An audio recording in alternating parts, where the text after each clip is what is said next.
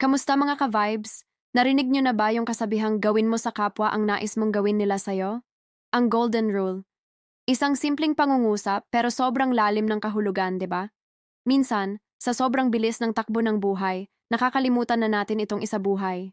Isipin mo na lang, gusto mo bang tratuhin ka ng may respeto? Gusto mo bang pakinggan ka kapag may sinasabi ka? Gusto mo bang tulungan ka kapag nahihirapan ka? Siyempre naman, lahat tayo, yan ang gusto. Kaya ang tanong, ginagawa rin ba natin to para sa iba?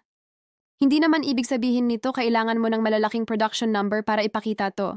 Minsan, sapat na yung simpleng nangiti sa nakakasalubong mong security guard o kaya naman yung pagpapasalamat sa service crew na nag-abot ng order mo.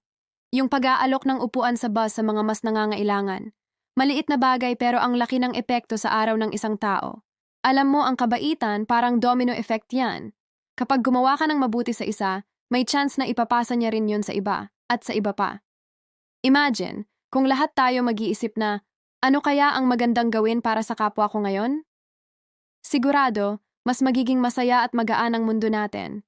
Halimbawa sa social media, bago ka mag-comment, isipin mo muna, gusto ko bang makabasa ng ganitong salita kung ako yung nasa post? Kung hindi, edi wag mo i-type. It's that simple. Ang pagiging mabuti ay isang choice na ginagawa natin araw-araw, sa bawat desisyon, sa bawat interaksyon.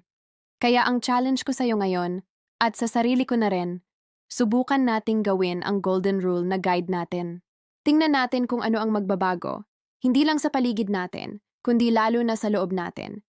Tandaan, ang kabaitan ay hindi kahinaan, ito ay kalakasan. Salamat sa panonood, guys! Kung may kwento ka tungkol sa golden rule, i-share mo naman sa comments sa baba.